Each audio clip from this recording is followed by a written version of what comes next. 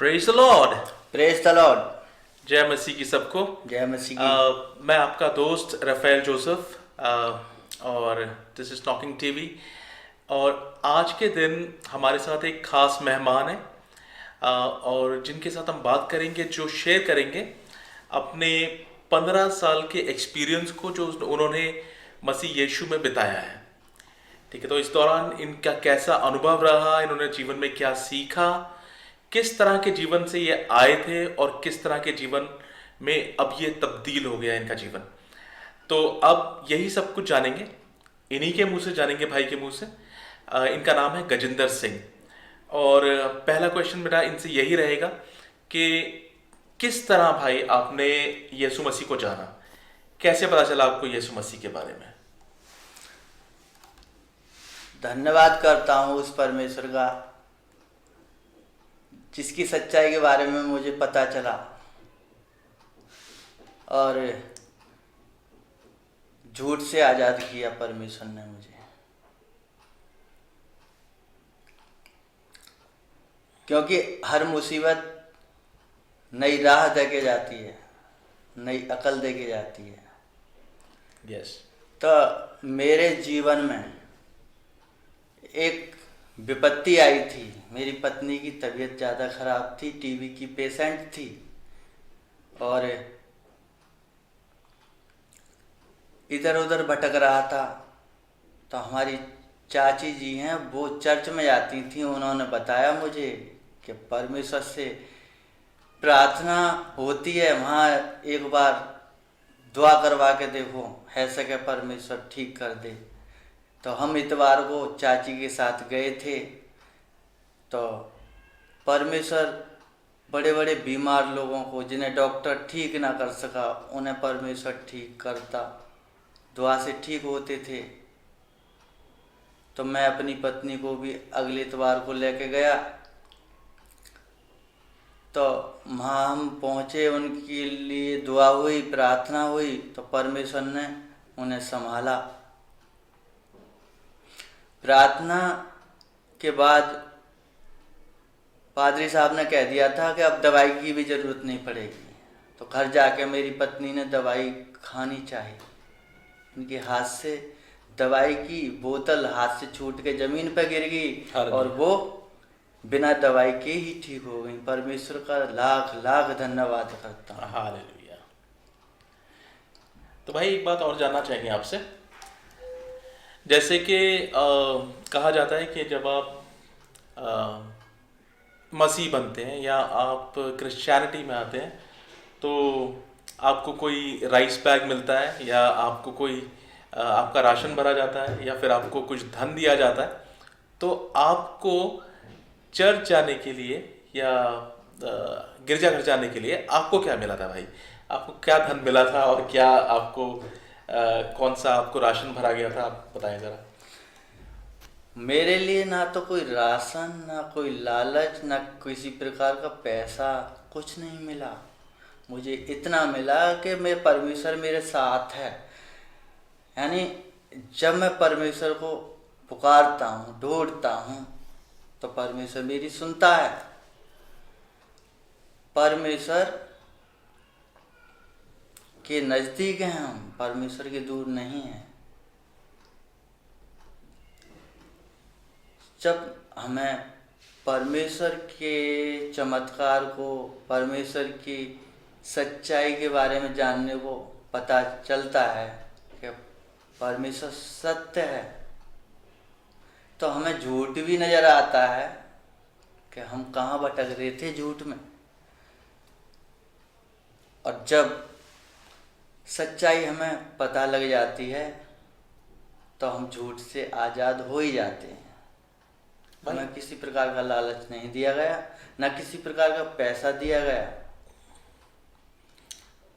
ठीक है भाई, ये तो हुई पैसे दिले की बात, लेकिन देखिए लालच तो दी गई है नहीं।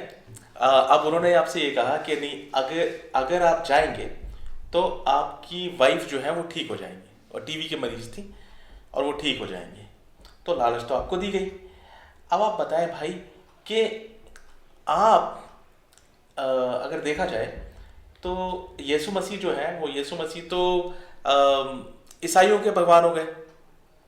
तो आप ईसाइयों के भगवान के गिरजाघर में या चर्च में, और आप क्यों चले गए? आपको किस चीज़ ने, आपकी चाची ने आपको बताया?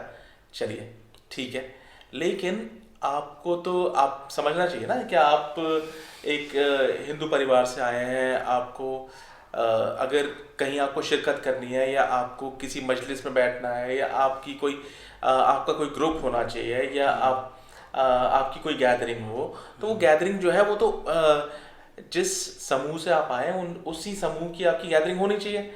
और उन्हीं लोगों के बीच में जाके आपको प्रार्थना निवेदन या आपको करना चाहिए था ना। तो उससे उनको चंगाई मिलती है। आपने इस तरीके से क्यों करा? आप ईसा मसीह के गिरजाघर में क्यों चले गए?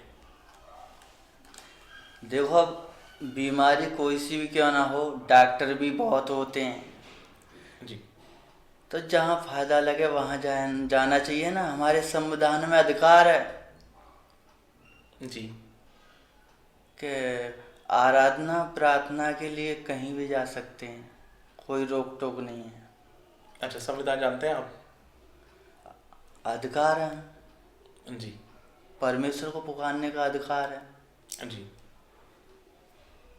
सच्चा परमेश्वर है, वो हमारी सुनता है। तो मेरा कहने का मतलब ये है कि देखिए, आप कह रहे हैं ना कोई लालच नहीं। लालच तो थी आपको कि आपकी जो पत्नी है वो ठीक हो जाएंगी, है ना? तो मेरा कहने का अर्थ ये हुआ कि आप ये बताएं कि आपको लालच तो दी गई, है ना? आप इसको किस तरीके से लेते हैं? क्या क्या ये लालच नहीं थी आपके लिए? आपको नहीं लगा कि ये लालच, मुझे लालच दी जा रही है कि मेरी पत्नी ठीक हो जाएगी? वो हमारी पत्नी है, कौन नहीं चाहता कि हमारे बालक बच्चे ठीक रहें। जी तो कहीं भी जा सकते हैं हम अपने बच्चों के लिए। जी तो परमेश्वर का द्वार खटखटाया है हमने, परमेश्वर ने हमारे बच्चों को चंगा किया है। परमेश्वर करता है बच्चों को, वो ढूंढता है कोई मुझे पुकारने वाला। तो इसके चलते तो आपको बहुत सा विरोध झेलना पड़ गया होगा, है नहीं? आपके अपने घर वालों का क्या कहना है इस बारे में? अगर आप चलिए, आप चले गए, आप संविधान को समझते हैं, आप जानते हैं कि सबको अपनी आराधना पूजा प्रार्थना अपने तरीके से करना अलाउड है, और आपको ये भी पता है कि हमारा संविधान हमें इस बात के लिए अलाउ करता है, समझते हैं। ये भी समझते हैं, चलिए आपका अपना अधिकार है, आपको अपनी फ्रीडम है, आप जिस मर्जी पर परमेश्वर को आप प्रार्थना करना चाहें आप कर सकते हैं, है नहीं? जब आपको आज़ादी है कि आप 36 करोड़ देवी देवताओं को मान सकते हैं, तो एक सिंगल परमेश्वर को भी आप मान सकते हैं, मैं समझता हूँ इस बात को। लेकिन अब इसके चलते, क्योंकि आपको आप कहते हैं कि आप बहुत पूजा अर्चना प्रार्थना में थे बचपन से, और बहुत से श्लोक भी आपको याद हैं, तो आपके घर वालों का क्या इस पे किस तरीके से लिया उन्होंने इस बात को, ये बताएं। मैं जब बचपन में था तो बहुत बड़ा पुजारी था, कट्टर हिंदू परिवार से था मैं, और बहुत पूजा पाठ करता था। जब मैं प्रभु में आ गया तो परमेश्वर प्रभु यीशु मसीह लाजर को जिंदा करता है। तो परिवार वाले विरोध करते हैं कि ये अंग्रेज़ों का धर्म है, ईसाइयों का धर्म है, कहाँ हिंदू परिवार को छोड़ के ईसाइयों में जा रहे हो। जी हम सुनते रहे, आगे चल के और विरोध बढ़ता गया कि यीशु मसीह लाजर को जिंदा करता था। पास्टर जी कह रहे थे हमारे गांव में कब्रिस्तान है, बहुत सारे मुसलमान दफन हैं, तो पास्टर जी को गांव में बुलाओ, वो देखें कैसे मुर्दों को जिंदा करेंगे। तो परमेश्वर ने मेरे जीवन में करके दिखाया जब मेरी पत्नी की डिलीवरी हुई थी तो उसके बच्ची जो पैदा हुई थी जी। उसमें सांस नहीं थी, 2 घंटा बाद सांस आई थी। 2 घंटा बाद सांस आई थी, परमेश्वर ने उसे जीवित जिंदा खड़ा किया प्रार्थना के दुआ के बल पे। जो बात दवा से हो ना सकी वो बात दुआ से होती है। जब वचन प्रभु का आता है मुलाकात खुदा से होती है। जब वचन हमारे साथ होता है तो हमारे साथ जीवित जिंदा खुदा होता है जी। जो बड़े बड़े चमत्कार करता है। तो हमारे परिवार में परमेश्वर ने हमारी बच्ची को, जिसके लिए डॉक्टरों ने कह दिया था कि इसमें कुछ नहीं है, नीले रंग की पैदा हुई थी, टांग पकड़ के उल्टी हिला रहे थे उसे और थपथपा रहे थे, उसमें सांस नहीं थी, 2 घंटे में क्या हाल हुआ होगा। तो हम तो सोच रहे थे कि बाजार से कोई सफ़ेद कपड़ा लाएगा और फावड़ा ले जाके ऐसे लपेट के दफन कर आएंगे। तो हमारा जीवित जिंदा खुदा परमेश्वर प्रभु यीशु मसीह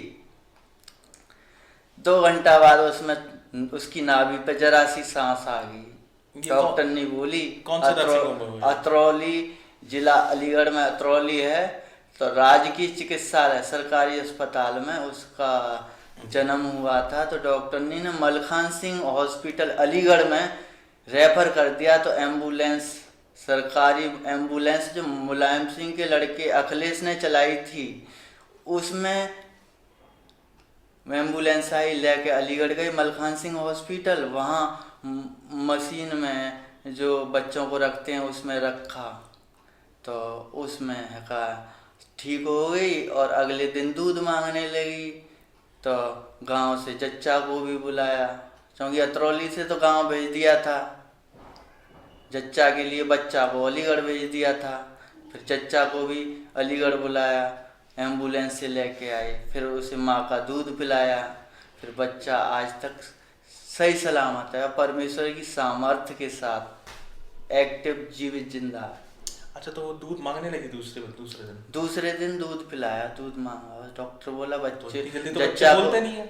बोलते नहीं है मतलब उसे ऐसी दूध पीने की हरकत की। जी बिल्कुल बिल्कुल, हम समझते हैं इस बात को। हाँ जी।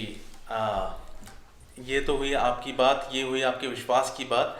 और जिस तरीके से देखा जाए, मैं आपकी फीलिंग्स को भी समझ रहा हूँ, क्योंकि अगर किसी के साथ भी ऐसा मुअज़्ज़ा या चमत्कार किसी के साथ भी हो जाए कि जहाँ पे उसकी बच्चे को मृत घोषित किया जाए और उसके बाद फिर वो 2 घंटे बाद उसमें सांस आ जाए, तो क्या मतलब उसमें तो कम सांस आएगी, लेकिन अगर देखा जाए तो उसके माँ बाप में जो सांस आएगी, जितना बेहतरीन वो फील करेंगे कि सचमुच उससे प्यारा उन्हें क्या लगेगा कि जिसकी प्रार्थना करके उनके साथ ये बड़ा चमत्कार हो जाए।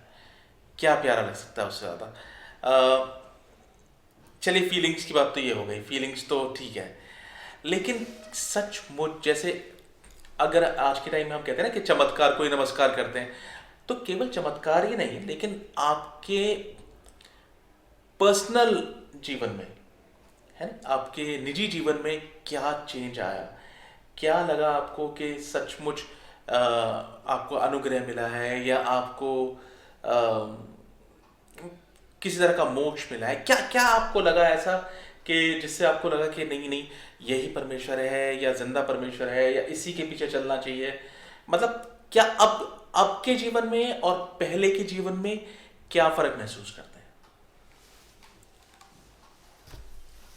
देखो जी, परमेश्वर एक सच्चा परमेश्वर है, सच्चा जीवित जिंदा खुदा, जिसने मौत पे पाप पे विजय पाई है।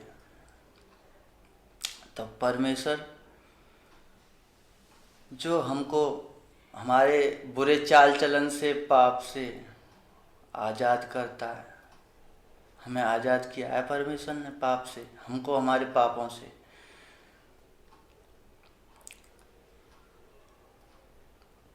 उसने हमारे पापों की कीमत चुकाई है, संसार के सभी के पापों की चुकाई है। वैसे विश्वास करो तो सबके पापों की कीमत चुकाई है। मगर हमने तो देखा है हमारे परमेश्वर ने हमें विपत्ति से कैसे छुड़ाया है। तो परमेश्वर हमको हमारे पापों से छुड़ाता है, और हमारे चाल चलन जो हमारे गलत हैं, गंदे सोच विचार हैं, वो भी हमें दिखाता है। जैसे माली पेड़ में से छटाई करता है ना, जो गलत पत्ते होते हैं उसे छांटता है, ऐसे ही परमेश्वर हमारे अंदर से गलत सोच विचार होते हैं और गलत आदतें होती हैं वो हमारे जीवन से हटाता है। नशे की आदत, व्यभिचार की आदत और तुम्हारे गलत जुबान की आदत, सारी आदतों हटा के परमेश्वर हमें अपने जैसा पवित्र बनाना चाहता है, क्योंकि वो कहता है कि तुम मुझ पर विश्वास करोगे तो परमेश्वर की संतान ठहरोगे। परमेश्वर की संतान खुद बन के दिखाया ना उसने, परमेश्वर की संतान, खुदा का बेटा बन के दिखाया है। तो वो भी हमें चाहता है कि जैसे मैं परमेश्वर का बेटा बना हूँ तुम भी परमेश्वर के बेटे बनो। तो वो कोई धर्म परिवर्तन ना करता, वो तो परमेश्वर और हमारे बीच का बाप बेटा जैसा रिश्ता बनाना चाहता है। कैसे बेटा बाप से मांगता है ना, पापा पापा हमारी ऐसे ऐसे समस्या है, तो पापा सुनता।